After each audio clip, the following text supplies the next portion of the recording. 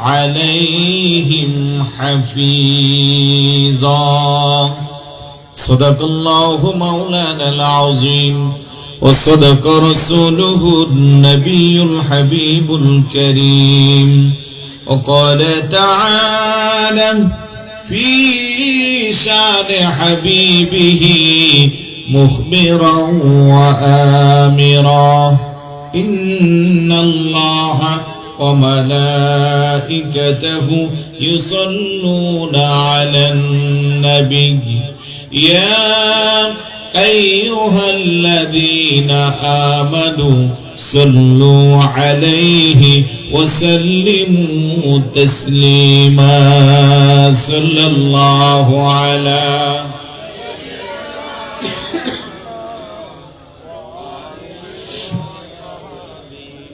صلى الله على سيدنا जबन खुले मोहब्बत पढ़े अल्लाहुम्मा सल्ले अला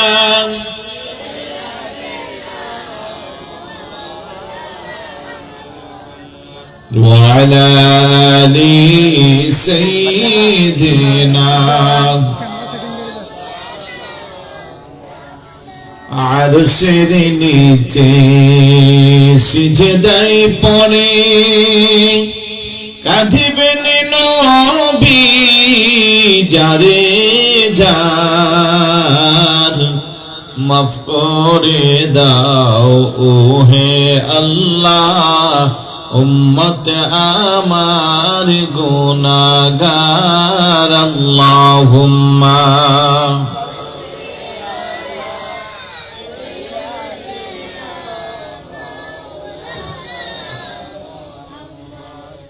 وعلى آل سيدنا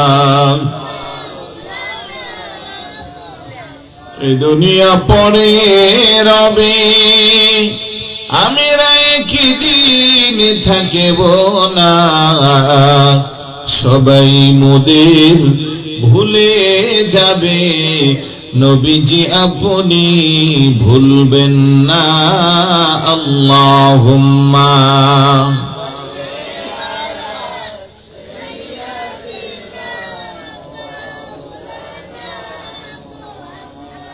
ওয়া আলা আলি সাইয়্যিদিনা তো মোহাব্বত জিকির করে লা ইলাহা লা ইলাহা জোরে জোরে লা ইলাহা মোহব্বত লা ইলাহা একসাথে লা ইলাহা হাসবি রব্বি মা ফি কলবি حسبي ربي ما في قلبي نور محمد صلى الله لا إله لا إله لا إله ভাইজান বহু দূরে মদিনা আমরা কেমনে যাব জানি না বলেন বহু দূরে আমরা কেমনে যাব জানি দয়াল আল্লাহ দয়া করো দয়াল আল্লাহ ও দেখাও সোনার মদিনা লা ইলাহা লা ইলাহা ভাইজান কত সুন্দর মদিনা যার নাই কোনো তুলনা মারহাবা বলবেন না মদিনার সাথে কারো তুলনা আছে ওই মদিনা যাইতে মন চায় কার কার ঘুমাইছে গেছে আপনাদের বিক্ষিপ্ত ভাবে যারা দোকান ফাটে আছেন একটু কিছু সময়ের জন্য ভিতরে আসেন। আসুন আমরা আল্লাহর কাছে একটু ফরিয়াদ দিই। আমার মনের জল্পনা কল্পনা নবী যাব আমি সোনা, হায় হায় যাব আমি সোনার মদিনা, রাসূল দেখিব আমি সোনার মদিনা, না গো যাব আমি।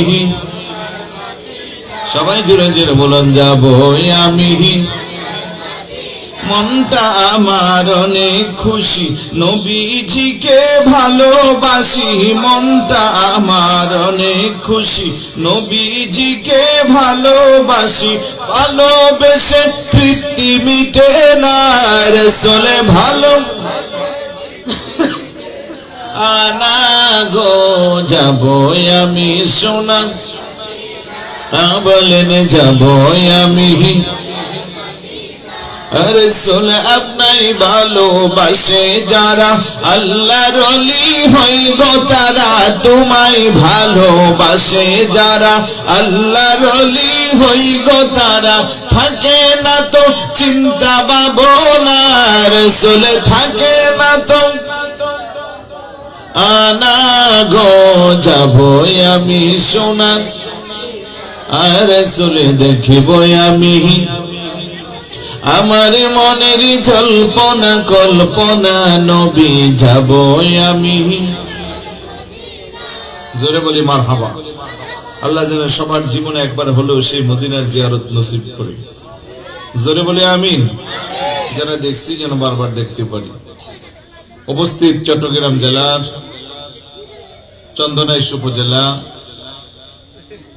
জাফরাবাদ মুন্সিপুকুরে পুকুর পাড়ে অবস্থিত গাউসিয়া তাহিরিয়া নকশবন্দিয়া সুন্নিয়া মাদ্রাসা নুরানি হেফজখানা ও এতিমখানার ৭০তম বার্ষিক সভা ও পবিত্র ঈদ মিলাদুন নবী সাল্লাল্লাহু আলাইহি সাল্লাম পুরস্কার বিতরণী অনুষ্ঠান 2026 সম্মানিত সুযোগ্য সভাপতি আলহাজ কবির আহমদ সওদাগর, সভাপতি গাউসিয়া তাহিরিয়া নকশবন্দিয়া সুন্নিয়া মাদ্রাসা, প্রধান মেহমান শাহ সুফি আলহাজ মৌলানা জগরুল ইসলাম মিয়া সাহেব মাদ্রাসুল আলী, সাজাদানশীন কালীপুর দরবার শরীফ বাসকালী, বিশেষ মেহমান পীর তরিকত আলহাজ মৌলানা সৈয়দ নুরুল আমিন আল কাদেরী মাদ্রাসুল আলী, সাজাদানশীন হাজীগাঁও দরবার শরীফ আনোয়ারা।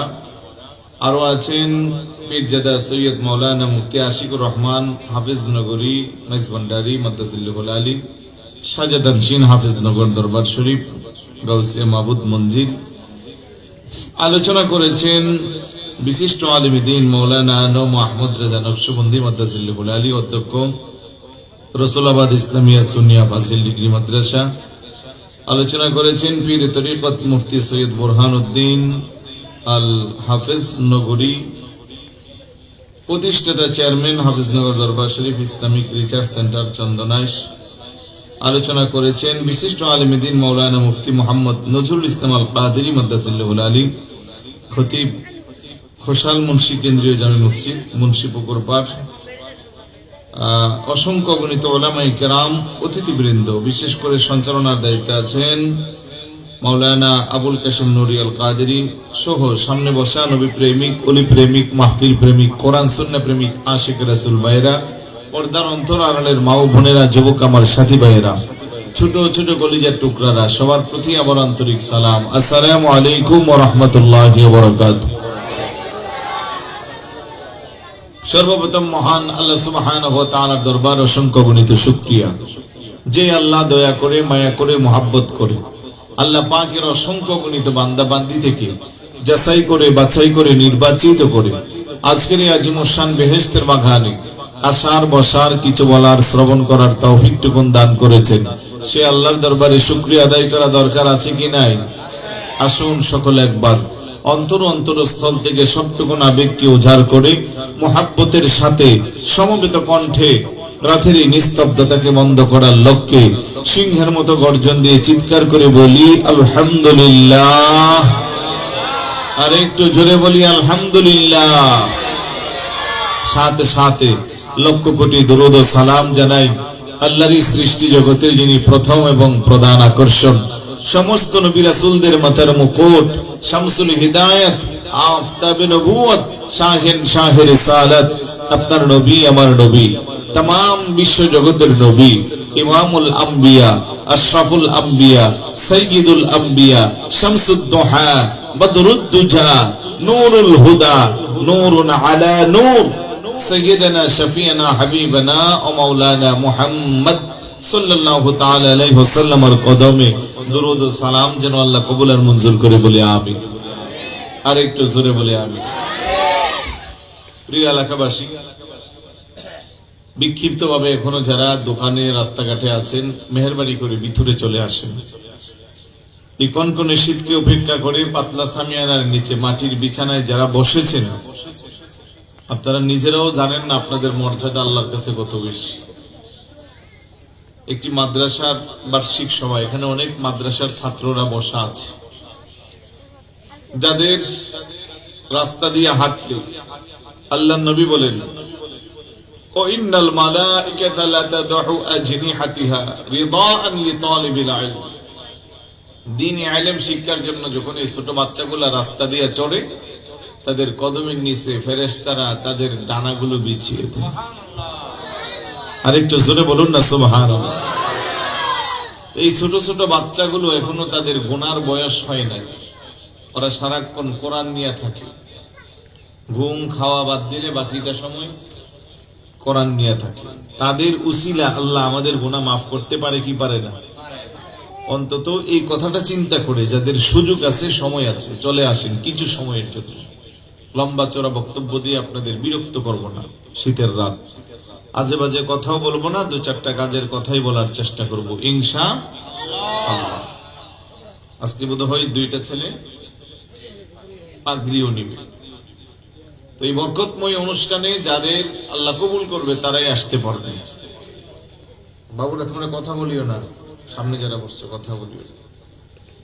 দেখেন, একটা মাদ্রাসা প্রতিষ্ঠান, এখনো এটা বাড়া মনে চলে না, আগে থেকে আমি আরো আগে একবার আসছিলাম। তো যাই হোক, আমি যতটুকু শুনেছি আল্লাহ পাক একটা স্থায়ীকরণের ব্যবস্থা করতেছে। এভাবেই মসজিদ মাদ্রাসা আস্তে আস্তে হয়। পিছনে না 6 ঘন্টা আল্লাহ এই প্রতিষ্ঠানকে কবুল করছে যে তার একটা লক্ষণ। বহু প্রাইভেট প্রতিষ্ঠান দীর্ঘদিন থাকার পরে আবার চলে যায়, কিন্তু এখানে আপনাদের এলাকাবাসীর আন্তরিক সহযোগিতায়, আপনাদের ভালোবাসা, আপনাদের মহাব্বতে এখানে 6 ঘন্টা জায়গা অলরেডি হয়েছে, আলহামদুলিল্লাহ। হ্যাঁ, ও মাটিও বেশ ডালাই হচ্ছে। 6 ঘন্টা মানে কয় শতক?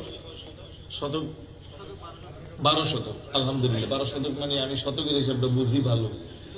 হ্যাঁ ঠিক আছে, মোটামুটি তাইলে চলবে। হয়তো মাঠ টাট পাবে না, কিন্তু ভবনের জন্য যথেষ্ট। আস্তে আস্তে আরো হবে ইনশাআল্লাহ। ইনশাআল্লাহ দিবে, সবাই দিবে। আল্লাহ যেন কবুল করে, বলি আমিন। আর একটু জোরে বলি আমিন। আজকে দেখেন, ভালো কাজের জন্য, ভালো কিছুর জন্য আমরা দিতে চাই না, কিন্তু অনিসলামিক কাজে, অনিসলামিক কর্মে আমাদের দেওয়াতে কোনো কার্পণ্য থাকে না।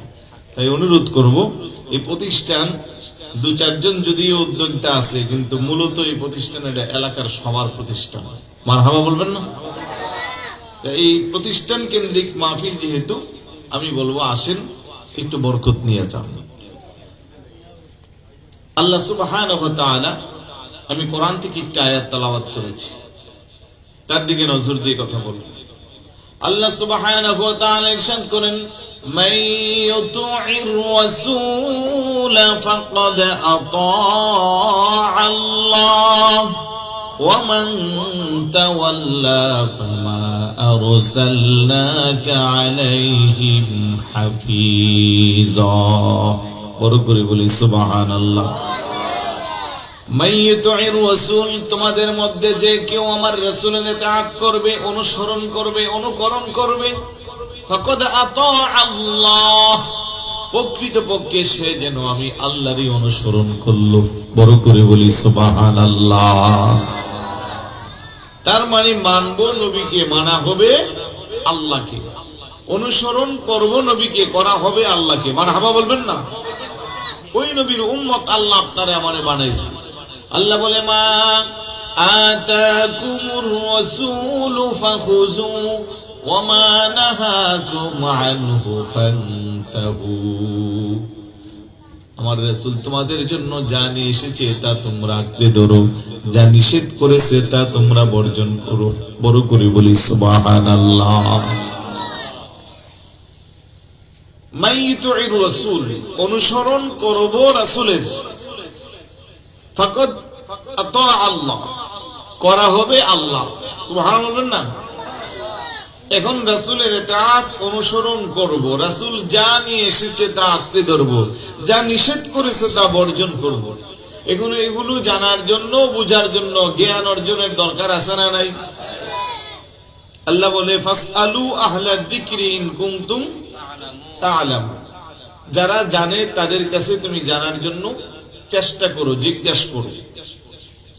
কুল হাল ইয়াস্তাবিল্লাযীনা ইয়া'লামুনা ওয়াল্লাযীনা লা ইয়া'লামুন। আরেক জায়গায় বলে যারা জানে আর যারা জানে না তারা কখনো সমান হতে। আরেক জায়গা বলে ইয়ারফাইল্লাহুল্লাযীনা আমানু ওয়াল্লাযীনা উতুল ইলমা দারাজাত, যারা জানে জ্ঞানী তাদের মর্যাদা বেশি। তো জানার জন্য, বুঝার জন্য, জ্ঞান অর্জনের জন্য মুসলমান হিসেবে দ্বীনি প্রতিষ্ঠান আমাদের খুব বেশি প্রয়োজন। শিক্ষা অর্জন করে, কিন্তু সবাই কি সুশিক্ষা অর্জন করতে পারে? হ্যাঁ, এমনি প্রতিষ্ঠান যদি একটা হয় এলাকা আলোকিত হয়, আর সেই প্রতিষ্ঠানটা যদি হয় ধর্মীয় প্রতিষ্ঠান, তাহলে এলাকা নূরুন আলা নূর হয়। সুবহানাল্লাহ বলবেন না? কারণ আজকে দুনিয়াবি শিক্ষা নিয়ে অনেকে বড় বড় ডিগ্রি নিছে, ডিগ্রি অর্জন করছে, কিন্তু ফলাফল শূন্য। নামাজও পড়তে জানে না, ইবাদত বন্দেগী কেমনে করবে সেই পদ্ধতিও জানে না, মা বাবার যথার্থ মর্যাদাও দিতে জানে না। উনি বড় শিক্ষিত, পিএইচডি হোল্ডার, লক্ষ টাকা বেতন পা, চাকরি করে, ওনার মা বাবা বৃদ্ধাশ্রমে আছে। এরকম হাজার হাজার প্রমাণ আছে না নাই? এই জন্য আল্লাহর নবী বলেন তলাবুল ইলমি ফারিদাতুন আলা কুল্লি মুসলিমিন ওয়া মুসলিমাত, প্রত্যেক মুসলমান নরনারীর উপর জ্ঞান অর্জন করা ফরজ। সুবহানাল্লাহ বলবেন না? এখন বলবেন কোন জ্ঞান? আমি বলবো যে জ্ঞান অর্জন করলে আল্লাহ আল্লাহ রাসূলকে চেনা যায়, যে জ্ঞান অর্জন করলে আল্লাহর ইবাদত বন্দেগী করা যায়, যে জ্ঞান অর্জন করলে ইসলামের সঠিক বুঝ রূপরেখা পাওয়া যায়, যে জ্ঞান অর্জন করলে ঈমানের সফলতা অর্জন করা যায়। সুবহানাল্লাহ। এই জন্য দ্বীনি ইলমের গুরুত্ব বেশি। দ্বীনি ইলম যারা আলেম তাদের মর্যাদা কত বেশি। স্কুলে পড়ার জন্য আপনার ছেলে বাসা থেকে বের হয়ে গেল, নামি দামি প্যান্ট শার্ট ভালো গাড়ি দিয়ে নিয়ে গেলেন, টাই লাগাইলেন, কিন্তু আল্লাহ নবীর একটা হাদিসও নাই যে বাচ্চা রাস্তা দিয়ে হেঁটে গেলে তার কদমের নিচে ফেরেশতারা ডানা বিছাইবে। কিন্তু একেবারে ভাঙ্গা ঘর, বৃষ্টি আসলে ভিতরে পানি পড়ে, দিন আনতে দিন খায় এত গরিব মানুষটা, তার মাদ্রাসা, তার বাচ্চাটারে মাদ্রাসায় যখন পাঠায়, রাসূলুল্লাহর হাদিস বলে তার কদমের নিচে ফেরেশতাদের ডানা নূরের কার্পেট। সুবহানাল্লাহ। তার জন্য আসমানের পাখি, তার জন্য সমুদ্রের গভীর নিচের মাছ আল্লাহর কাছে প্রার্থনা করে। আল্লাহু আকবার বলবেন না? তাই জানা আর না জানা, দ্বীনি ইলম আর দুনিয়াবি শিক্ষা, তার মধ্যে অনেক পার্থক্য আছে। আল্লাহর নবী কো আদিবু আওলাদাকুম আলা সালাসি খিসালিন, উম্মত তোমার উম্মতকে, তোমার সন্তানকে তিনটা বিষয়ে শিষ্টাচার শিক্ষা দাও। এক নম্বরে হুব্বি নবীকুম, নবীর মুহাব্বত। দুই নম্বরে ওয়া হুব্বি আহলি বাইতিহি, নবীর আহলে বাইতের মুহাব্বত। তিন নম্বরে ওয়া আলা কিরাআতিল কোরআন, কোরআনের শিক্ষা। সুবহানাল্লাহ বলবেন না? এই বাবা দুষ্টামি করিও না। তবারক আছে না? বিরিয়ানি আছে না? সামনে যেই বাচ্চাটা কথা বলবা তোমাকে দাঁড়া করে এক পাশে নিয়ে যাবো, বিরিয়ানি আর তোমারে দিব না। কথা বললে খবর আছে। আর যদি কথা না বলো, থাকলে যারা বলবেন এদেরকে দুইটা করে দিব। ঠিক আছে, একটু দরুদ শরীফ পড়ি। আল্লাহুম্মা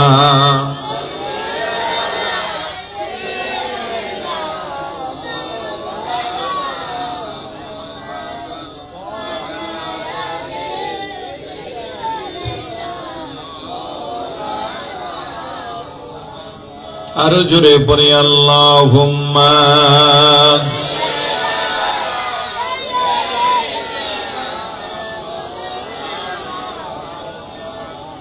وعلى آل سيدنا জবান খুলে বলি ইয়া রাসূলুল্লাহ ইয়া হাবিবাল্লাহ ইয়া রাসূল ইয়া রাসূলুল্লাহ জীবন তুমি মরণ আধার গরে তুমি আপন তুমি জীবন আধারে গড়ে তুমি আপন তুমি মুদের পারের তরি তুমি মুদের তুমি নিদানে তরানে ওয়ালা ইয়া রাসূলুল্লাহ ইয়া রাসূল ইয়া রাসূলুল্লাহ তুমি মুদের আশার আলো তাই তো তোমায় ও তুমি মুদের আশার আলো তাই তো তোমায় হৃদয় নামের ফুলদানিতে হৃদয় নামের গেঁথে রেখেছি প্রেমেরই মালা ইয়া রাসূল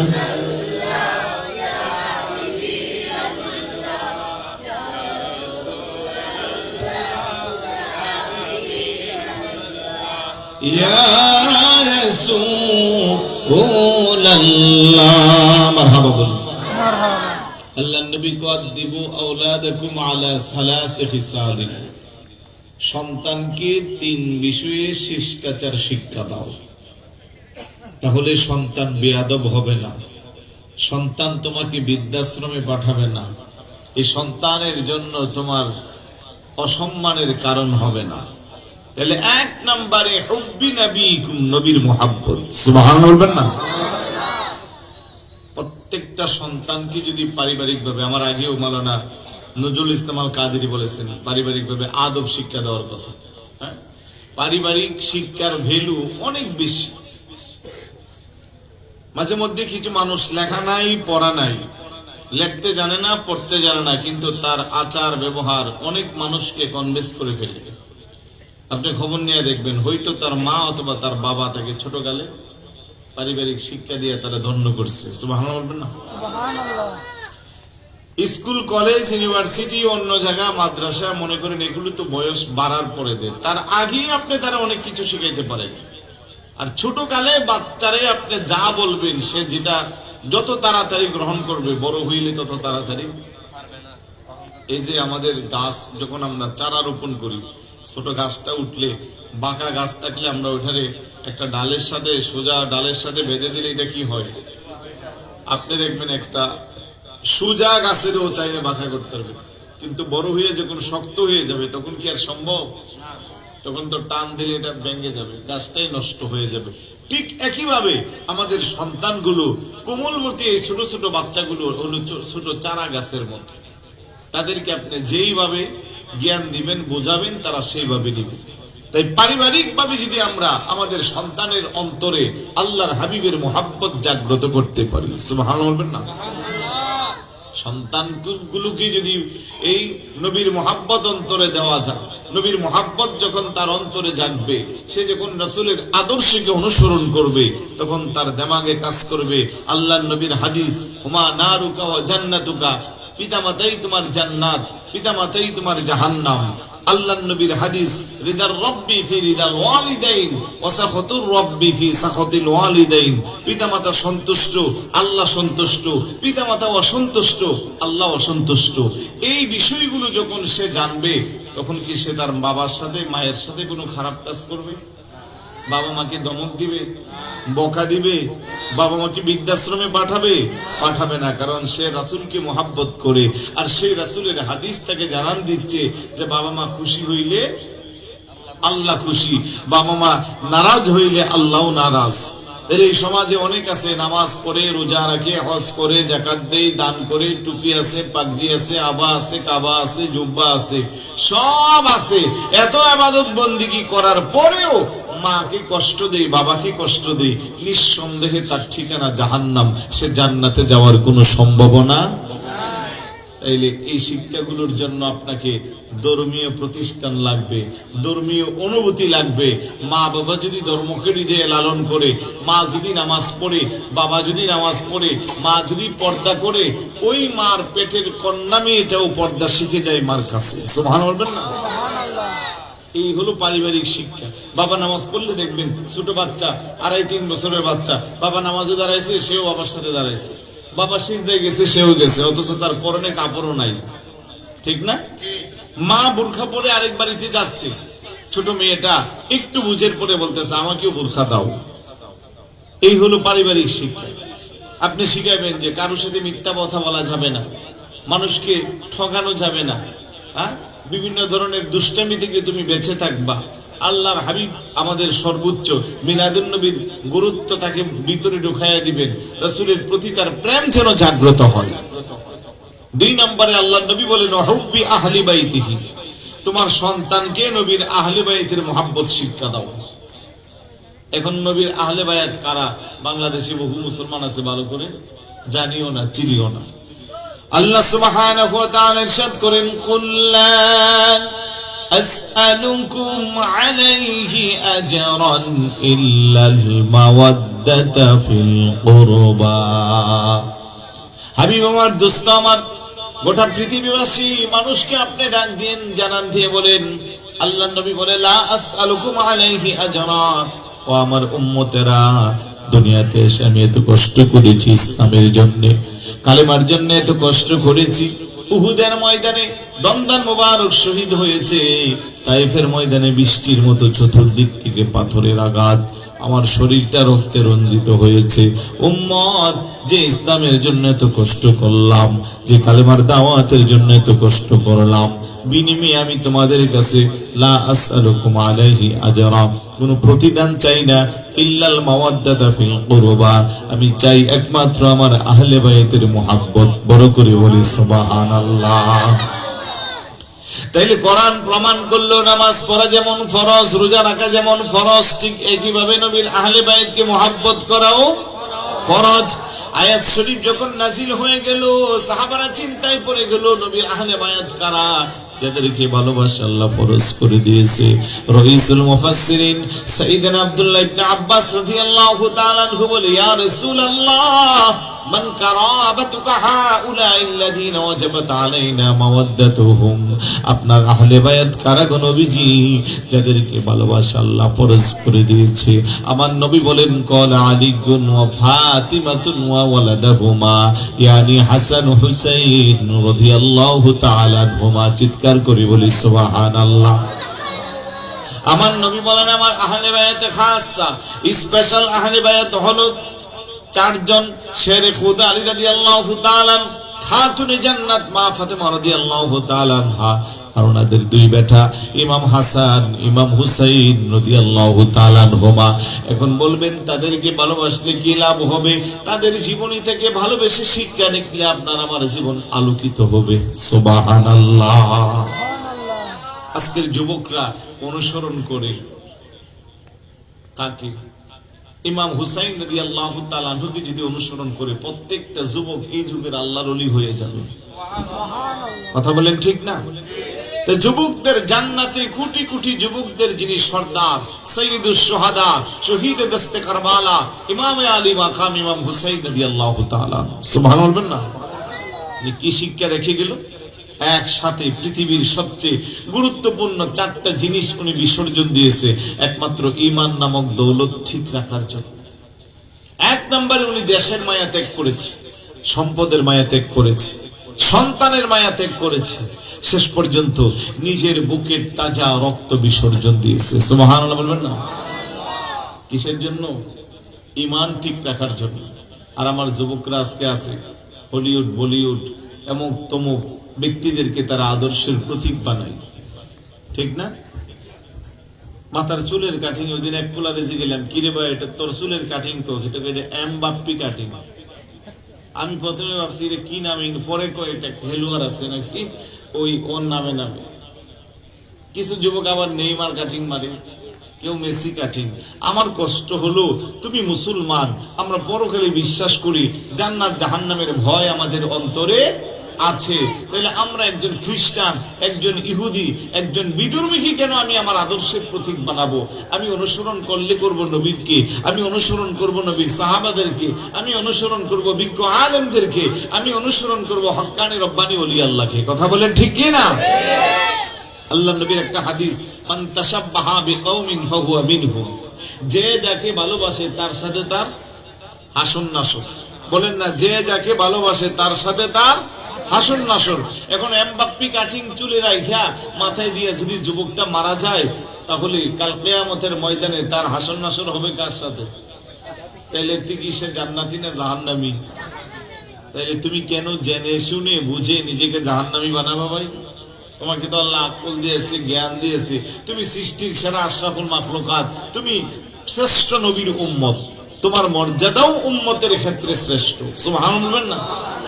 আল্লাহ বলেন কুনতুম খায়রা উম্মাতিন উখরিজাত লিন-নাস তা'মুরুনা বিল মা'রুফ ওয়া তানহাউনা আনিল মুনকার।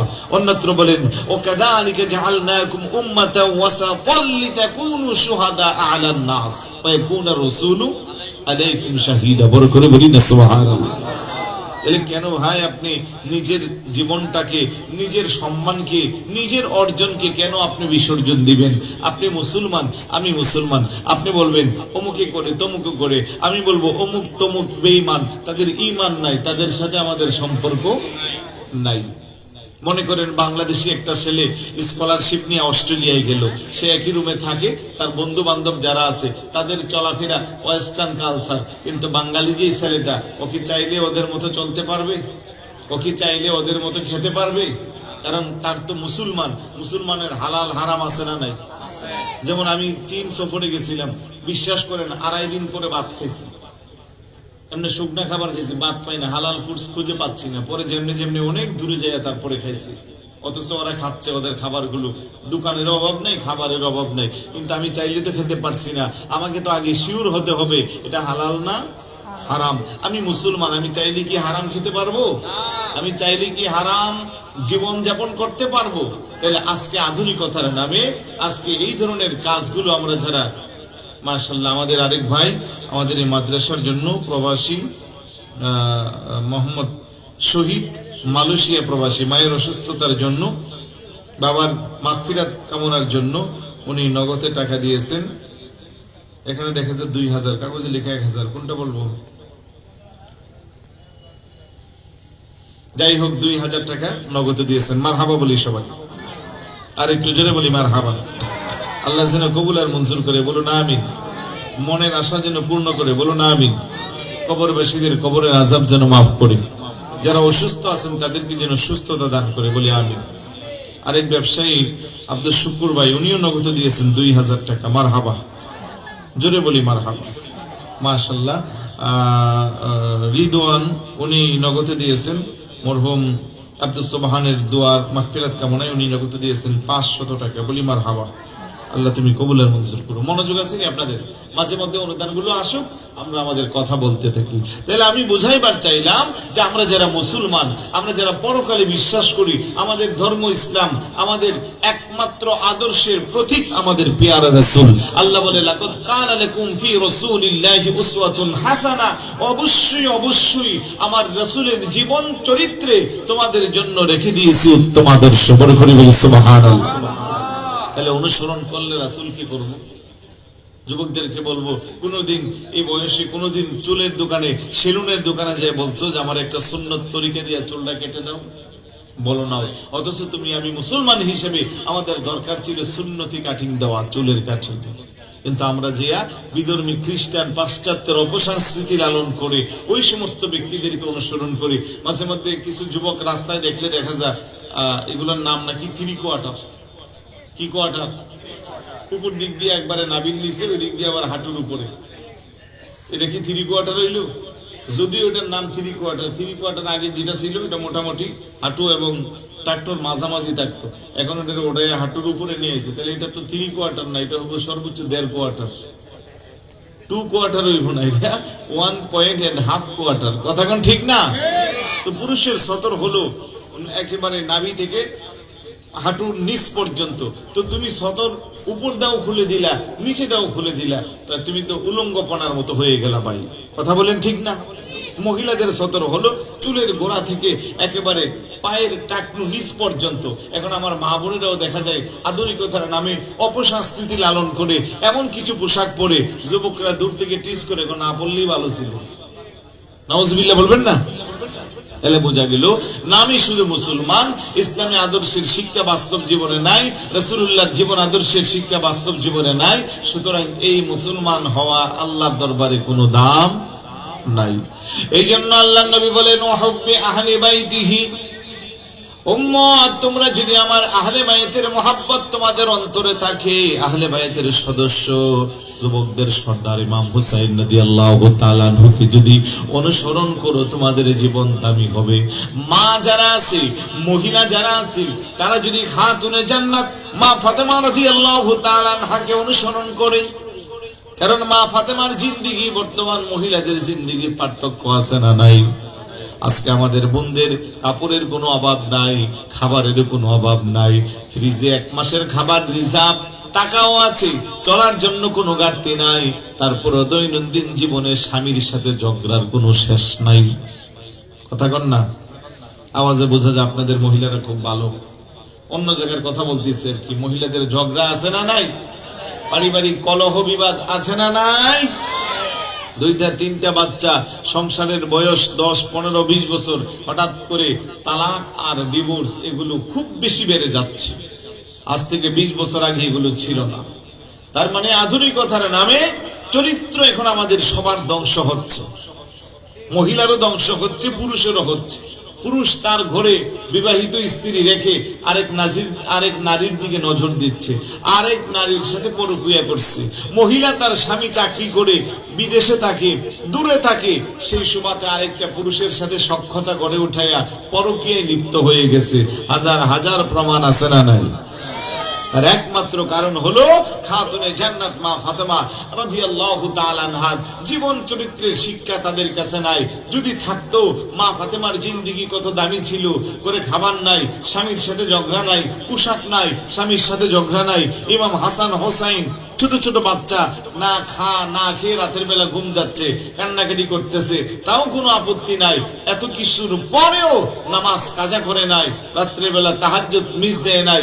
ইমাম হাসান রাদিয়াল্লাহু তাআলা আনহু বলে যে আমার আম্মা মাঝে মধ্যে সকালবেলা বলতো, আল্লাহ রাতটাকে যদি একটু বড় বানাইয়া দিতা, আমি ফাতেমা তোমার সিজদা আরো 2টা বেশি দিতাম। আর একটু আস্তে কর না, সুবহানাল্লাহ।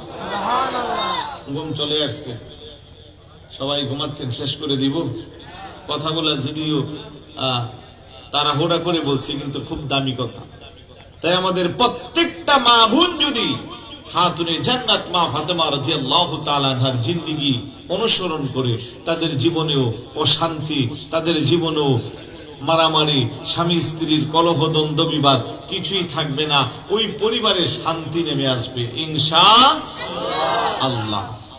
এই জন্য নবীর আহলে বাইতের মহব্বতের কথা বলা হয়েছে। তাদের জীবন চরিত্র খুবই দামি। তারা একমাত্র আল্লাহ এবং আল্লাহ রাসূলকে সন্তুষ্টি করার জন্য জীবন চালাচ্ছে। আমরা তো বন্ধুরে খুশি করার জন্য নামাজ কাজা করে ফেলি, আছে না? নামাজের টাইম, আজান দিচ্ছে, মসজিদে যেতে পারি, বন্ধু বলতেছে নামাজ পড়বি আর কি, আমার জন্য একটু সময় নাই তোর, আমি এত দূর থেকে আসছি। অথচ আল্লাহ বলে ইউহিব্বুনাল খালিক ইউহিব্বুনাল মাখলুক ওয়া ইয়ানসাউনাল খালিক। আমার উম্মত, আমার বান্দাগুলো দুনিয়ার মহাব্বতে পড়ে আমি স্রষ্টাকে ভুলে গেল, আমার সৃষ্টি নিয়ে তারা পাগল হয়ে রইল। সৃষ্টি নিয়ে পাগল হইয়া স্রষ্টারে ভুলে যাওয়া, তার চেয়ে বোকা মানুষ আর পৃথিবীতে আছে? আমরা হলাম সেই মানুষ। আমাদের শেষ ঠিকানা পরকাল। আমাদের দুনিয়া ছেড়ে চলে যেতে হবে কবরে। ১৫০০ বছর পূর্বে আমার নবী হাদিস রেখে গেছেন, সায়াতি আলা উম্মতি জামানুন ইউহিব্বুনাল খামসা ওয়া ইয়ানসাউনাল খামসা, ইউহিব্বুনাল হায়াত ওয়া ইয়ানসাউনাল মাউত, ইউহিব্বুনাদ দুনিয়া ওয়া ইয়ানসাউনাল আখিরা, ইউহিব্বুনাল কুসুর ওয়া ইয়ানসাউনাল কুবুর, ইউহিব্বুনাল মাল ওয়া ইয়ানসাউনাল হিসাব, ইউহিব্বুনাল মাখলুক ওয়া ইয়ানসাউনাল খালিক। আল্লাহর নবী চির এমন একটা সময় আসবে আমার উম্মত গুলো দুনিয়ার 5টা জিনিসকে ভালোবাসবে, 5টা জিনিসের কথা ভুলে যাইবে। আল্লাহু আকবার বলেন। ওই নবীর হাদিস কি যদি আজকের এই দিনে আমরা বাস্তব জীবনে কাজে লাগাই, একবারে 100 আমাদের সাথে মিলে গেছে। 1 নম্বরে আমার নবী কই ইউহিব্বুনাল হায়াত ওয়া ইয়ানসাউনাল মাউত। আমার উম্মত গুলো দুনিয়ার হায়াতকে ভালোবাসবে, মরণের কথা বলে যাইবে। আজকের এই দিনে দেখেন কার চেয়ে কার হায়াত লম্বা করা যা, কার চেয়ে কি বেশি দিন বেঁচে থাকা যা। অথচ চিরন্তন সত্য হলো মরতে হবে। মরণ একদিন আপনাকে আমাকে গ্রাস করবে, তাতে কোনো সন্দেহ। তারপরও হায়াত কেমনে বাড়ানো যা। স্বামী অসুস্থ হইলে স্ত্রী বলে আমার গয়নাগাটি সব বিক্রি করে দিব, আমার স্বামীরে ডাক্তার বাঁচান। স্ত্রী অসুস্থ হইলে স্বামী বলে আমার ঘর বাড়ি বিক্রি করব, জায়গা সম্পত্তি ছাড়াবো, আমার স্ত্রীরে বাঁচান। ঠিক না বেঠিক? সন্তান অসুস্থ হইলে বাবা মা পাগল হয়ে যা, বাবা মা অসুস্থ হইলে সন্তানও পাগল হয়ে যা। কিন্তু সর্বশেষ ফাইনাল এন্ড লাস্ট ডিসিশন হলো আপনাকে আমাকে একদিন না একদিন মৃত্যুর স্বাদ গ্রহণ করতে হবে। আল্লাহ বলে ওয়াজাত সাকরাতুল মাউতি বিল হাক্কি যালিকা মা কুনতা মিনহু তাহিদ। যে মরণ থেকে রে বান্দা তুই তাল বাহানা করিস, ছোটাছুটি করিস, সেই মরণ তোর একদিন পাকড়াও করে ধরবে, বাঁচার কোনো সুযোগ নাই। ইদা জা আজালুহুম লা ইস্তাখিরুনা সাআতা ওয়া লা ইস্তাকদিমুন।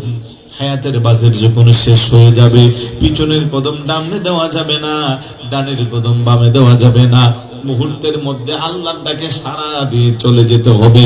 রাজা বলেন, প্রজা বলেন, ধনী বলেন, গরিব বলেন, শিক্ষিত বলেন, অশিক্ষিত বলেন, ক্ষমতাধর বলেন, আর সাধারণ মানুষ বলেন, কুল্লু নাফসিন যায়িকাতুল মাউত।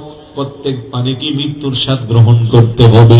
বাঁচার কোনো সুযোগ নাই, থাকার কোনো সুযোগ নাই। মরণ থেকে যতই পালাও, মরণ তোমায় লইবে গিরি। যদিও সুদূর আকাশ পানে পালাও, সেটাই লাগিয়ে সিঁড়ি। কথা কোন ঠিক কিনা? তারপরও দুনিয়া নিয়ে পাগল, হায়াত নিয়ে পাগল। আমার নবী কই ইউহিব্বুনাল হায়াত ওয়া ইয়ানসাউনাল মাউত, ইউহিব্বুনাদ দুনিয়া ওয়া ইয়ানসাউনাল আখিরা।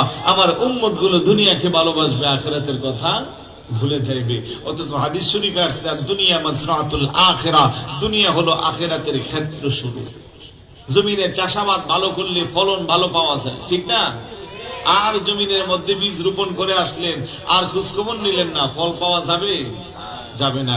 ঠিক একইভাবে এই 50, 60, 70, 80, 90, 100 বছর হায়াত আল্লাহ যা রেখে দিয়েছে, এই সময়টা যদি আল্লাহকে খুশি করি, আল্লাহ রাসূলকে খুশি করি, কোরআন সুন্নাহর পথে মতে চলি, তাহলে চিরস্থায়ী লম্বা পরকালের সময়টা সুখিয়ে থাকার সম্ভাবনা আছে। আর যদি বলে মনি দুনিয়াটা মস্ত বড়, খাওয়া দাওয়া ফুর্তি করো, একবার আইসি আর কি জীবনে আমনি যা ইচ্ছা তা করি, তাহলে পরকালের অবস্থা বড় খারাপ হবে, কঠিন হবে। কথা বলেন, আর একটু জোরে বলেন ঠিক কিনা? পরকালের চিন্তা আমাদের নেওয়া দরকার আছে নি? চিরস্থায়ী ঠিকানা পরকাল, তাতে কোনো সন্দেহ নাই। 3 নম্বরে আমার নবীকে ইউহিব্বুনাল কুসুর ওয়া ইয়ানসাউনাল কুবুর। আমার উম্মত গুলো দুনিয়ার রাজপ্রাসাদকে ভালোবাসবে, 3.5 হাত কবরের কথা ভুলে যাইবে। অথচ চিরস্থায়ী ঠিকানা হলো কবর। ওই কবর থেকে বাঁচার কোনো সুযোগ, কেউ আগে কেউ পরে, মরতে হবে, মৃত্যুর স্বাদ গ্রহণ করতে হবে। দুনিয়াতে আসার সিরিয়াল আছে, যাওয়ার কোনো সিরিয়াল নাই। বাবার আগে সন্তান যায়, বড় ভাইয়ের আগে ছোট ভাই যায়। কথা কোন ঠিক কি না? মুরব্বীরা কো সবচেয়ে পৃথিবীর বাড়ি লাশ হলো সন্তানের লাশ যদি বাবার কাঁধে ওঠে। বহু বাবা চোখের পানি ছেড়ে সন্তানের জন্য দোয়া চায়, আমার সন্তানটা অকালে আমার ছেড়ে চলে গেছে। তো কয়েকদিন আগে আরেকটা জানাজা বললাম, বড় ভাই কেঁদে কেঁদে বলে, আমি ভেবেছিলাম আমি মারা গেলে আমার ছোট ভাই আমার কাফন দাফনের ব্যবস্থা করবে, কিন্তু আজকে আমি বড় ভাই হইয়া তার কাফন দাফনের ব্যবস্থা করতেছি। কথা কোন ঠিক না? ও মুসলমান, দুনিয়া নিয়ে পাগল পাড়া হয়ে গেলাম। কার চেয়ে কার বিল্ডিংটা সুন্দর করা যাক, কার চেয়ে কার সম্পদ বেশি করা যাক, কার চেয়ে কার ক্ষমতার পাওয়ার বেশি করা যাক। অথচ আজকে মারা গেলে কালকে সব জায়গায় পড়ে থাকবে। আপনার বিল্ডিং জায়গায় থাকবে, ব্যাংক ব্যালেন্স জায়গায় থাকবে, স্ত্রী সন্তান স্বর্ণ অলংকার সব জায়গায় থাকবে। আপনার 3.5 হাত কবরের মধ্যে যাইবে একমাত্র আপনার নেক আমল। কথা কোন ঠিক কিনা? আজকে যারা এই মাদ্রাসার মধ্যে 1000, 2000, 5000, 10,000 করে টাকা দিচ্ছেন, আমার নবী কই, যা মাতাল ইনসান ইনকাতা আনহু আমালুহু ইল্লা মিন সালাসাতিন সাদাকাতিন জারিয়াতিন আও ইলমিন ইউনতাফাউ বিহি আও ওয়ালাদুন সালিহুন ইয়াদউ লাহু উম্মাক। তুই যখন মরে যাবি বান্দা, তুই যখন মরে যাবি, ইনকাতা আনহু আমালুহু, তোর আমলের সমস্ত দরজা বন্ধ হয়ে যাবে। 3টা পদ্ধতিতে তোর কবরের মধ্যে সওয়াব পৌঁছবে। 1 নম্বরে হলো সদকায়ে জারিয়া। বড় করে বলি সুবহানাল্লাহ। এই যে গাউসিয়া, তাহিরিয়া, নকশবন্দিয়া, সুন্নিয়া মাদ্রাসায় কারো টাকায় যদি একটা ইট লাগে, কারো টাকায় যদি 1 বস্তা সিমেন্ট লাগে, কারো টাকায় যদি একটা রড লাগে, খোদার কসম নবীর হাদিস বলতেছে আপনার কবরের মধ্যে সওয়াব পৌঁছতে থাকবে। এটাই আপনার সদকায়ে জারিয়া হবে। কথা কোন ঠিক কিনা? এই জন্য অনুরোধ করব, বিশাল বড় মার্কেট, বিশাল বড় দালান, শহরের 5 তলা 7 তলা বাড়ি, গ্রামের দৃষ্টিনন্দন বাড়ি পড়ে থাকবে, বাবা কোনো কাজে আসবে না।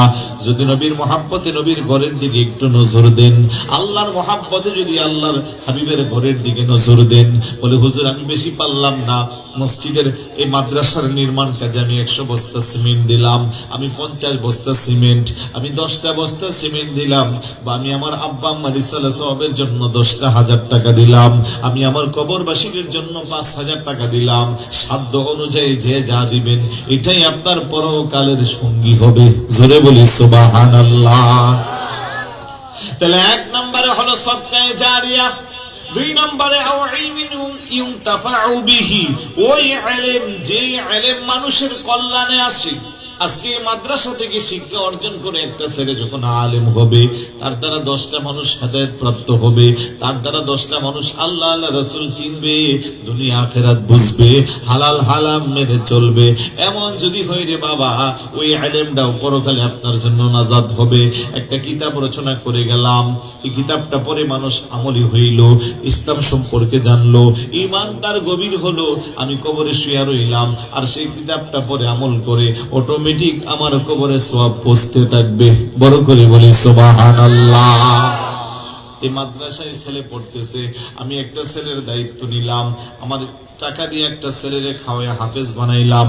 আল্লাহর নবী কমান করা আল কোরআন ফাআহাল্লা হালালাহু ওয়া হারামা হারামাহু আদখালাহু আল্লাহুল জান্নাহ ওয়া শাফাআহু ফি কুল্লি 10 মিন আহলি বাইতিহি কুল্লুহুম কদ ওয়াজাবাত লাহুন নার। আল্লাহু আকবার বলবেন। আমার নবী কো যারা কোরআনকে সিনায় নিয়া কোরআনের হালালকে হালাল হারামকে হারাম মেনে চলবে, ওই রকম কোরআনে হাফেজ হাসরের ময়দানে তার সুপারিশে আল্লাহ 10 জন ব্যক্তিকে জান্নাতে দিবে। কোন 10 জন?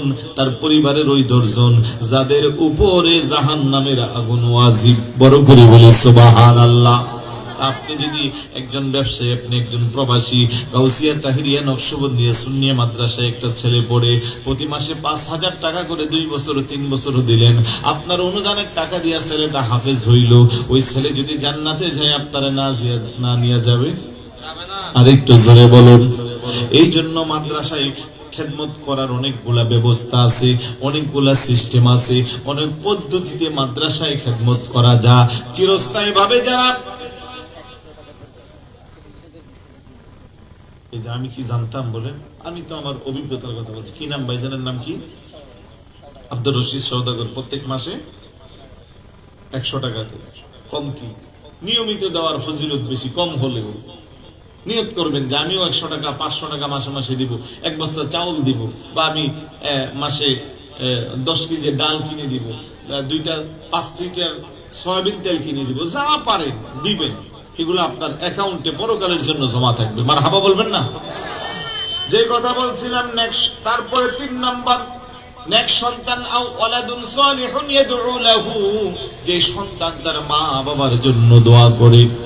তাইলে নেক্সট সন্তান বানাইতে হইলে আপনাকে মাদ্রাসায় পড়ানোর দরকার আছে না নাই? স্কুলে পড়ে, কলেজে পড়ে সবাই খারাপ, বিষয় কেমন না, তবে বেশিরভাগ মানুষ দুনিয়া নিয়ে ব্যস্ত হয়ে যা, 5 ওয়াক্ত নামাজ আদায় করে না, আব্বা আম্মার জন্য দোয়া করার টাইম পাই না। আমরা যারা হুজুর, আমরা যারা মসজিদের ইমাম মুয়াজ্জিন বা মাদ্রাসার শিক্ষক, আমরা যখনই হাত উঠাই মোনাজাতে আমরা স্মরণ করি রব্বি রাহমহুমা কামা রব্বায়ানি সগীরা। মোনাজাতটা 10 মিনিটের হোক আর 5 মিনিটের হোক, 1 মিনিটের হোক, অন্তত আব্বা আম্মার জন্য দোয়া মিস হয় না। কথা কোন ঠিক না? তাইলে এই প্রতিষ্ঠান হওয়া দরকার আসেনি? মাশাআল্লাহ, আমাদের মঞ্জুরুল ইসলাম আলভি, উনি অসুস্থতার জন্য দোয়া করবেন, দিয়েছেন 1000 টাকা। বলি মারহাবা। আর একটু জোরে বলি মারহাবা। এবং মান্নান সিএনজি ড্রাইভার, উনি দিয়েছেন 100 টাকা। মারহাবা বলি। মাশাআল্লাহ, আমাদের আনোয়ার হোসেন চৌধুরী চট্টগ্রাম ওয়াসা থেকে, উনি দিয়েছেন 5000 টাকা। বলি মারহাবা। জোরে বলি মারহাবা। আল্লাহ তুমি কবুলের মঞ্জুর করো, মনের আশা পূর্ণ করো, কবরবাসীদের কবরের আযাবকে মাফ করো, বাইরের ইনকামের মধ্যে হালাল পন্থায় বরকত দাও। তারপরে হংকং প্রবাসী গোফরান ভাই, উনি দিবেন 5000 টাকা। বলি মারহাবা। আল্লাহ তুমি কবুলের মঞ্জুর করো, মনের আশা পূর্ণ করো, প্রবাস জীবনকে সুখময় করে দাও। এভাবে আপনারা টোকেন গুলা পাঠাই দিলে সুবিধা, যা পারে। দেখেন, 1 টাকাও যদি আপনি নিয়ত করেন যে গাউসিয়া তাহিরিয়া নকশবন্দিয়া সুন্নিয়া মাদ্রাসায় আমি 1 টাকাও দিব না, কিন্তু বিল্ডিং ঠিকই উঠে যাবে, মাদ্রাসা ঠিকই দাঁড়িয়ে যাবে। আপনি হতবাগার শাড়ি থাকনার নাম থাকবে যে আপনার 10টা টাকাও মাদ্রাসায় লাগে নাই। কুত্তিকা এসে কে কোন দিক দিয়ে টাকা দিব আপনি কল্পনা করতে পারবেন না। রাস্তার পাশে দেখবেন 5 টাকা 10 টাকা সাদা করে কিছু মানুষ মসজিদের কাজ ধরে 1-2 বছর যেতে দেখা যায় 2 তলা 3 তলা বিল্ডিং। কিরে ভাই, টাকা কোত্থেকে দিচ্ছে আল্লাহই জানে। আমরা কাজ শুরু করছি, আল্লাহ বরকত দিচ্ছে। সুবহানাল্লাহ বলবেন না? এটাও মনে রাখবেন, সবার টাকা মসজিদে মাদ্রাসায় আসে না। কিছু মানুষের টাকা যাইবে আপনার জুয়া খেলার মধ্যে, কিছু মানুষের টাকা যাইবে সুদের মধ্যে, কিছু মানুষের টাকা যাইবে ব্যাংসঙ্গীদের মধ্যে, কিছু মানুষের টাকা যাইবে অবৈধভাবে। কিন্তু যাদেরকে আল্লাহ কবুল করে তাদের টাকা মসজিদ আর মাদ্রাসায় আসে। আর একটু জোরে বলি সুবহানাল্লাহ। আরেক ভাই পারভেজ সিএনজি ড্রাইভার, উনিও নগদে দিয়েছেন 200 টাকা। জোরে বলি মারহাবা। সিএনজি চালায়া যদি ওনারা শরীক হতে পারে, তো ওনাদের চেয়ে ভালো অবস্থানে আমরা যারা আছি আমাদের শরীক হওয়া দরকার আছে না নাই? তবে আমি আমার গবেষণায় দেখছি যে যাদের দেওয়ার সামর্থ্য বেশি ওরা বেশি একটা আগায় আসে না, যাদের কম ওরাই কিন্তু এই সমস্ত কাজে আসে। আমিও আমারও মাদ্রাসা প্রায় 3-4টা প্রতিষ্ঠান চালাই, বিশেষ করে আমার গ্রামের বাড়িতেও অনেক বড় প্রতিষ্ঠান কাজে হাত দিচ্ছে, হয়তো আপনারা অনলাইনে অনেকে দেখেন। কিন্তু দেখলাম যে না, যাদের কাছে আশা করে আছে ওরা 10 টাকা ওদের পকেট থেকে বের হয় না, কিন্তু কাজ হচ্ছে আল্লাহর রহমতে। কাজ আল্লাহ একভাবে না একভাবে করাইয়া ফেলে। এই জন্য আমি বলি যে সবার টাকা মসজিদ মাদ্রাসায় আসে না, অনেকের টাকা তো সিনেমার হলেও যায়। আল্লাহ যাদেরকে কবুল করে তাদের গুলো আসে। তাই বলবো যে এই সমস্ত ভাইরা আছেন, সমর্থ থাকলে এখানে বেশিরভাগ নগদ দিচ্ছেন, আপনারা চাইলে প্রতিশ্রুতি দিতে পারেন যে কাজ যেহেতু চলমান, যে হুজুর আমি সময় সুযোগ করে আমি 10,000 টাকা দিব, আমি 5,000 দিব, আমি 1,000 দিব। তবে নিয়ত করবেন, আপনার আব্বা আম্মা না থাকলে তাদের রিসালা সওয়াবের নিয়ত করবেন, দাদা দাদি না থাকলে তাদের রিসালা সওয়াবের নিয়ত করবেন। আরেক ভাই নগদে দিয়েছেন 100 টাকা। বলি মারহাবা। আল্লাহ তুমি কবুল আর মঞ্জুর করো, মনের আশা পূর্ণ করো, কবরবাসীদের কবরের আযাবকে মাফ করো, কেউ যদি 10 টাকাও দেন আমি এটাকে ছোট করে দেখবো না, কারণ আপনার 10 টাকা আল্লাহর দরবারে 10 লক্ষ টাকার বরকত দিতে পারে। এটা ডিপেন্ড করবে আপনার নিয়তের উপরে। এই জন্য অনুরোধ করব, যেহেতু বার্ষিক সভা, কিছুটা তো আপনাদের অনুদান লাগবে, না হয় কেমনে চলবে। নিশ্চয়ই যেহেতু 6 ঘন্টা জায়গা অলরেডি ক্রয় করে বেসের কাজও শেষ বলছেন না, তাহলে এখানে আপনাদের অবদান আছে না নাই? অবশ্যই আছে, কারো কম কারো বেশি। তাই একটু প্রতিশ্রুতি যদি দিতেন যে হুজুর আমি মাদ্রাসার জন্য 10,000 টাকা দিব, 5,000 টাকা দিব, বা 10 বস্তা সিমেন্ট দিব, কাজ চলা অবস্থায় আমাদেরকে একটু ওয়াদা দিয়া ওনাদেরকে একটু শক্তি সাহস যোগাইলে সুবিধা হবে। আসেননি এখানে কেউ? অনেকের ছেলে বিদেশে আছে, ভাই বিদেশে আছে, বাবা বিদেশে আছে। তাদের কথা চিন্তা করে তাদের নামে ভালো কিছু করে নিয়ত করলে আল্লাহ বরকত দিবে ইনশাআল্লাহ। একটু দরুদ শরীফ পড়ি, আল্লাহুম্মা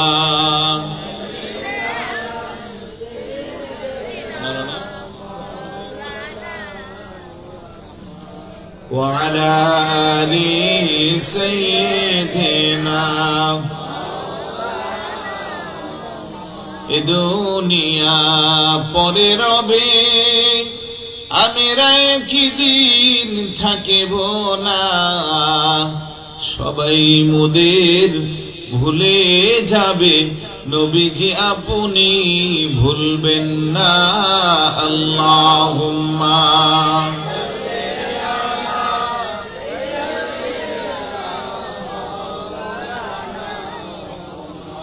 ওয়া আলা আলি সাইয়্যিদিনা। আমাদের মাওলানা ইখলাসুর রহমান সাহেব হুজুর নগদে দিয়েছেন 500 টাকা, বলে মারহাবা। আল্লাহ তুমি কবুল আর মঞ্জুর করো। হুজুরের মনের নেক তামান্নাকে তুমি কবুল আর মঞ্জুর করো। মায়ের বংশ দিয়ে, বাবার বংশ দিয়ে, শ্বশুর শাশুড়ির বংশ দিয়ে যারা অন্ধকার কবরে, প্রত্যেকের কবরটাকে জান্নাতের টুকরা বানাও। আর কে আছেন একটু আমার সাথে প্রতিশ্রুতিবদ্ধ হন। এখন নগদে না থাকলে সমস্যা নাই, এখানে লিখে রাখেন, পরে সুবিধাজনক সময় আপনি দিয়ে দিবেন।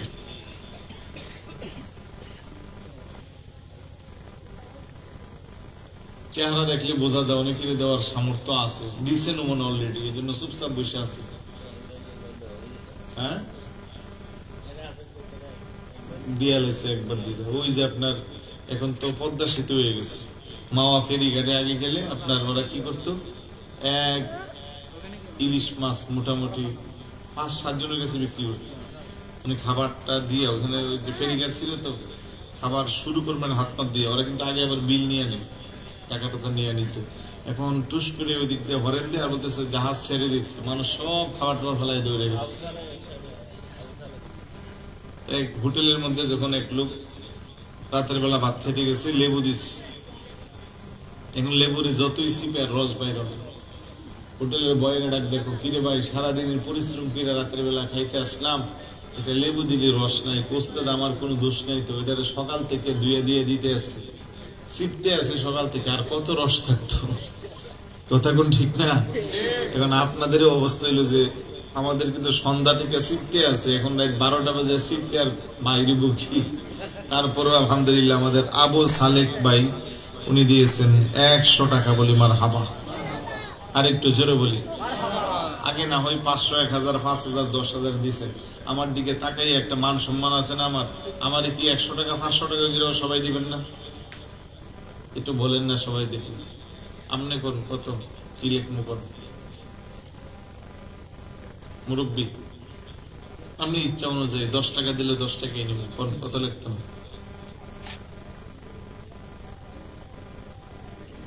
200 টাকা, মারহাবা। 80-এর দাম মধ্যে আছে 10,000 টাকা। মোহাম্মদ জালাল মাস্টার উনি দিবেন 200 টাকা, বলি মারহাবা। আর একটু জোরে বলি মারহাবা। এরকম সবাই একটু বলেন, মানে খুশি। আমি চাপাচাপি পছন্দ করি না। এখানে আরো যারা আছেন আর কি, একবার দিছেন হয়তো আগে, তারপর আবার দিলে তো আর সমস্যা নেই। মাশাআল্লাহ আমাদের মাস্টার সাহেব নগদই পাঠিয়ে দিচ্ছে।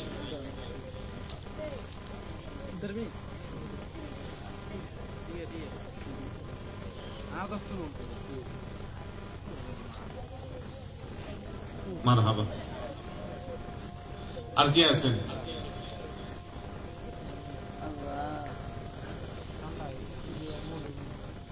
মাশাআল্লাহ। কে দিচ্ছে এটা? তুমি? কি নাম?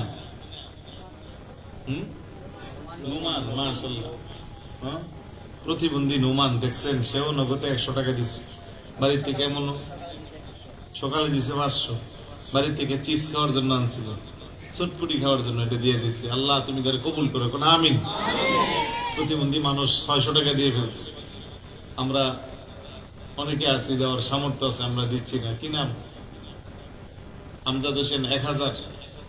এই আমজাদ হোসেন সাহেব বাকি লিখে রাখবেন আর কি পাশে। হ্যাঁ, আমাদের আমজাদ হোসেন সাহেব দিবেন 1000 টাকা। বলি মারহাবা, জোরে বলি মারহাবা। আল্লাহ তুমি কবুল আর মঞ্জুর করো, মনের আশা পূর্ণ করো, কবরবাসীদের কবরের আযাবকে মাফ করো, ইনকামের মধ্যে বরকত দাও। আর কি আছেন বলেন?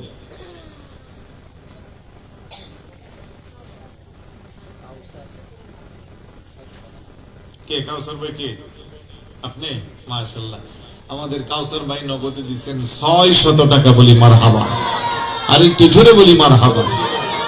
আল্লাহ তুমি কবুল আর মঞ্জুর করো, মনের আশা পূর্ণ করো, কবরবাসীদের কবরের আযাবকে মাফ করো। আর কি আছে? দেরি করেন না, মানে আমি তো বলছি না যে 10,000 5,000, আমি বলতেছি আপনার সাধ্য অনুযায়ী 100 200 500 1000 যা দিবেন তাড়াতাড়ি রানিং রাখবেন। অনেক যুবকরা আছেন সামনে বসা আছেন, আপনারা চায়ের দোকানে বসলে বন্ধুদেরকে নিয়ে অনেক সময় 1000 টাকা চার বিল দিয়ে ফেলেন, নাস্তার বিল দেন। আপনারাও শরীক হন।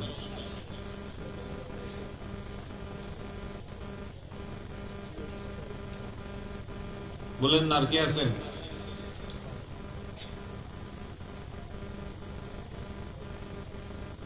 অনেকে আছেন, আপনারা চাইলে শরীক হন, নামটা লিখে রেখেন।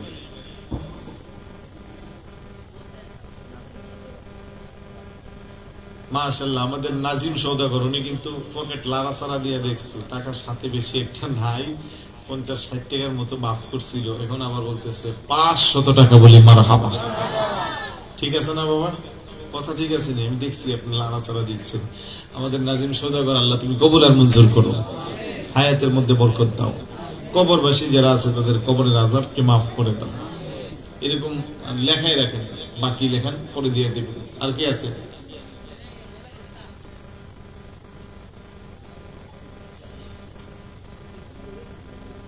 দূরের আছে নাকি? দূরের যারা আছে,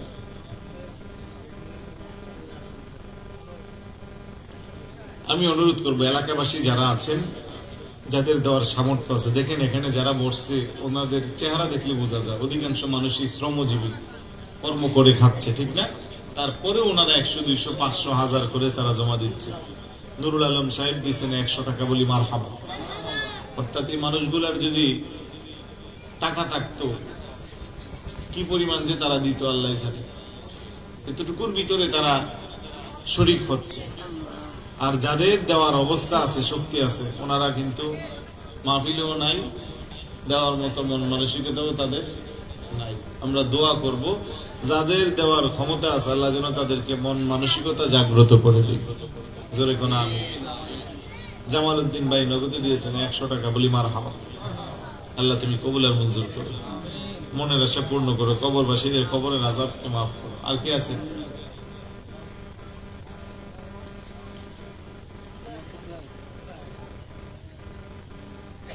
ছোট মিয়া আইতেছে।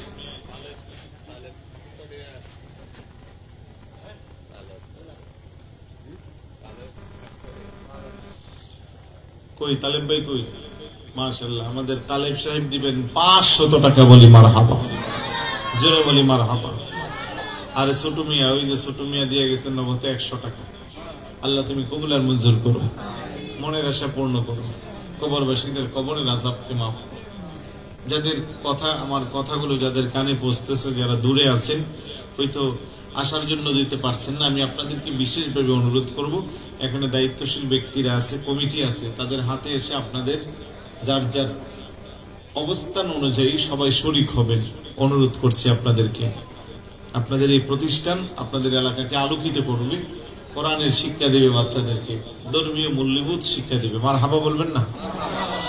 আমি যে কথা বলছিলাম যে সন্তানকে আল্লাহ নবী বলে তিনটা বিষয়ে শিষ্টাচার শিক্ষা দাও, নবীর মহব্বত, নবীর পরিবারের মহব্বত, 3 নম্বরে কোরআনের শিক্ষা। এই কোরআনের শিক্ষার জন্যই কিন্তু গাউসিয়া, তাহিরিয়া, নকশবন্দিয়া, সুন্নিয়া মাদ্রাসা। আজকের এই সমাজে আমরা আধুনিক শিক্ষার জন্য বাচ্চাদের প্রচুর ইনভেস্ট করি।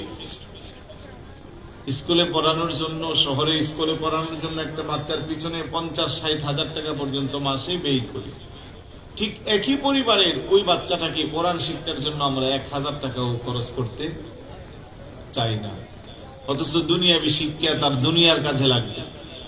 আর তাকে যদি কোরআনের শিক্ষা দেওয়া যেত, আমার মৃত্যুকালে আমার সন্তান আমার পাশে বসে কোরআন তেলাওয়াত করত।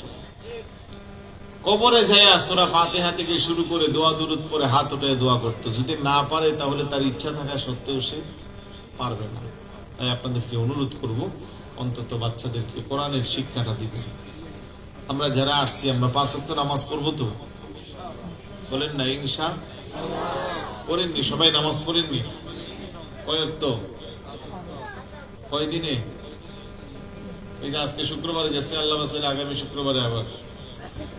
আর যদি বছরে মাসে যদি 5টা শুক্রবার যায় তাহলে 1 মাসে 5 ওয়াক্ত। এরকম মুসল্লি তো বেশি, ঠিক না? লজ্জা রাখে লাভ নাই তো, বাস্তব তো এটা। শুক্রবার আসতে মসজিদে জায়গা হয় না, ওই দিনই আসরের সময় মুসল্লি নাই। অনুরোধ ভাই, নামাজ হলো যার যার আমল। টাকা পয়সা, স্ত্রী, সন্তান, ধন দৌলত সব দুনিয়ায় থাকবে। আপনার অন্ধকার কবরকে আলোকিত করবে একমাত্র আপনার নেক আমল। আর নেক আমলের মধ্যে অন্যতম আমল হলো নামাজ। আল্লাহ নবী আউয়ালু মা ইউহাসাবু বিহিল আবদু ইয়াউমাল কিয়ামাতি আস-সালাহ। কিয়ামতের ময়দানে বান্দার সর্বপ্রথম যে আমলের হিসাব নেওয়া হবে সেই আমলের নাম হলো নামাজ। নামাজ পড়লে আমরা আল্লাহর সিজদা দেই। আল্লাহর কাছে সিজদার মূল্য অনেক বেশি। সিজদাতুন ওয়াহিদাতুন খায়রুম মিনাদ দুনিয়া ওয়া মা ফিহা। আল্লাহর একটা সিজদা দিলে ওই সিজদাটা এত বেশি বরকত, এত বেশি আল্লাহ কবুল করে, এত বেশি উত্তম। এক পাশে একটা ইমানদার বান্দার সিজদা, আর এক পাশে গোটা পৃথিবী, আসমান আর জমিনের মাঝামাঝি যত সম্পদ আছে সব এক পাল্লায় দিলে, ইমানদারের একটা সিজদাকে আরেক পাল্লায় দিলে সিজদার মূল্য বেশি। সুবহানাল্লাহর আওয়াজে বোঝা যায় আর চলতেছে না শরীর। বিরিয়ানির পোটলা রেডি আছে না, মন খারাপ করিয়ে না, চলে আসবে ইনশাল্লাহ। তাইলে এই নামাজের দরকার আছে না নাই? করবো তো সবাই? কয়েক তো কয় দিনে? প্রতিদিন। মারহাবা। সামনে রোজার মাস আসতেছে, রোজা রাখবো নি সবাই? কয়টা? কয় মাসে? কয় বছরে? অনেকে বছরে 10টা 10টা করে রাখে, 3 বছরে 30টা হয়। আছে না? রোজা বড় দামি ইবাদত। আল্লাহ কয় সাওমু লি ওয়া আনা আজজি বি। রোজা আমার জন্য, তার প্রতিদান আমি আল্লাহ নিজে দিব। সুবহানাল্লাহ বলবেন না?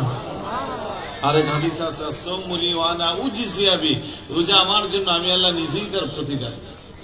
এমন ইবাদত ছেড়ে দেওয়া যাবে না। রমজান আসলে কিছু অসাধু ব্যবসায়ী আছে, দিনের বেলা দোকান চালা, আর কিছু অসাধু রোজাদার আছে বাড়িতে বুঝতে দেয় না। ইফতারের সময় ইফতার খায়, সাহরির সময় সাহরি খায়। দিনের বেলা ইউনুস মার্কেটে যায় ঘুমটাওয়ালা দোকানে ঢুকে ইচ্ছে মতো খাই আছে না? দোকানদার আবার বাইরে লিখে দেখো হিন্দু ভাইদের জন্য খোলা, পর্দা দিয়া। ভিতরে ঢুকলে টর্চ লাইট মারলেও কোনো হিন্দু পাওয়া যায় না, সব মুসলমান। আছে না নাই? এরকম করা যাবে না। সুস্থ থাকলে, রোজা রাখার সামর্থ্য থাকলে রোজা রাখতে হবে। আরো কিছু আছে, রোজা তো রাখি না, ইফতারের মাহফিলের দাওয়াত দিলে বিকাল 3টা বাজে ভালো কাপড় টপড় পইরা যায় মাহফিলে হাজির। স্ত্রী কো আপনার কি লজ্জা শরম নাই? প্রত্যেকদিন ইফতার মাহফিলে যান, অথচ আপনি রোজাই রাখেন না।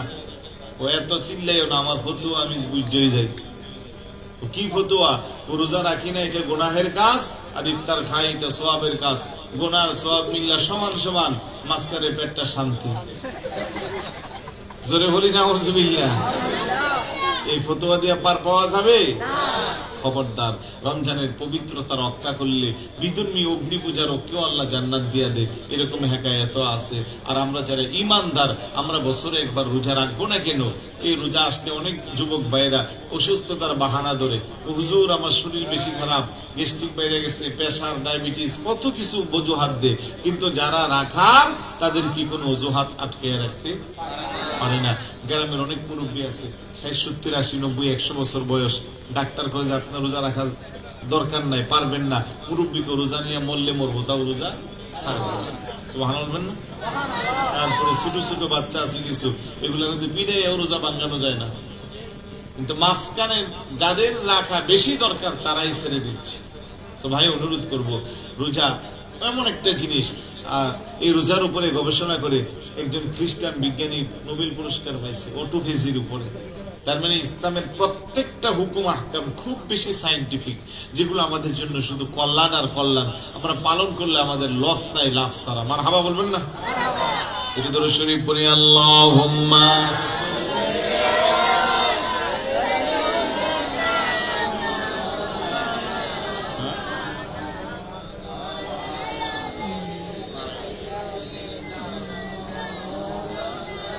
আসুন একটু সালাম দিয়া নবী।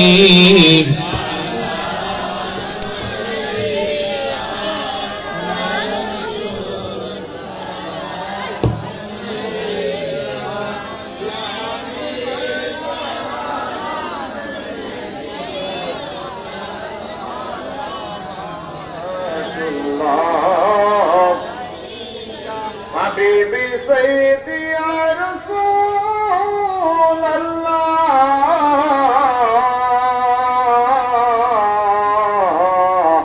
ওয়া ইয়া রাহমাতাল লিল